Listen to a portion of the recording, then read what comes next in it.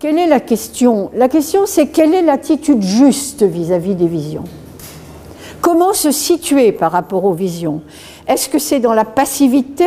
Pour une part, oui, dans la mesure où les mystiques, en particulier, vous disent que ces visions venant de Dieu, eh bien, vous ne pouvez rien faire d'autre qu'être réceptif. Donc, il y a forcément une part de passivité. Mais est-ce que la passivité est le tout de l'expérience visionnaire, ou est-ce qu'au contraire, elle est ensuite assortie d'une attitude différente? Donc, quelle est l'attitude juste vis-à-vis des visions? Est-ce que c'est la passivité? Est-ce que c'est l'activité? Est-ce que c'est la contemplation avec le risque que la vision soit considérée comme étant purement esthétique, comme un beau tableau, n'est-ce pas, un tableau fascinant? Et là encore, nous allons voir de grandes différences entre la vision mystique et la vision artistique, par exemple. Il est bien certain que la passivité sera du côté des mystiques et l'activité du côté des artistes.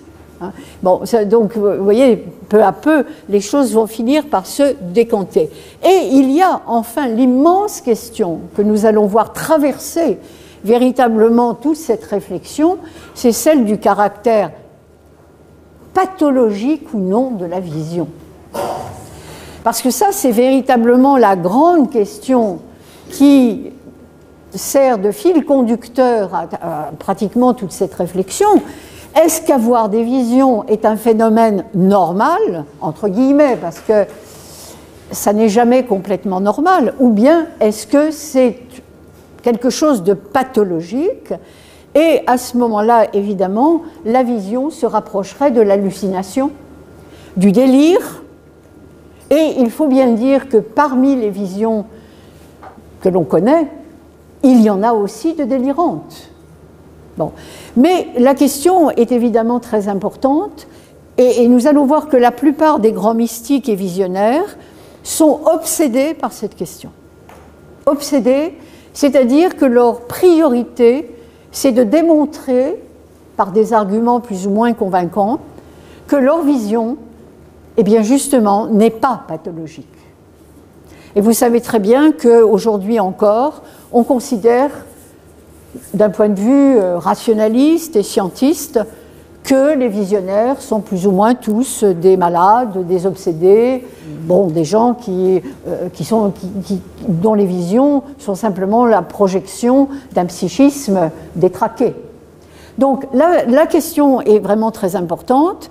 Est-ce qu'on pourra s'autoriser à penser, à considérer que l'activité visionnaire est une activité non pas comme les autres, mais une activité qui ne témoigne pas d'une maladie de l'esprit, mais au contraire d'une activité de l'esprit qui n'est pas à la portée de chacun, mais qui est en quelque sorte une sorte de potentiel inhérent à l'esprit lui-même, mais que l'on ne pourrait pas réaliser, ça ne s'apprend pas à l'école, etc.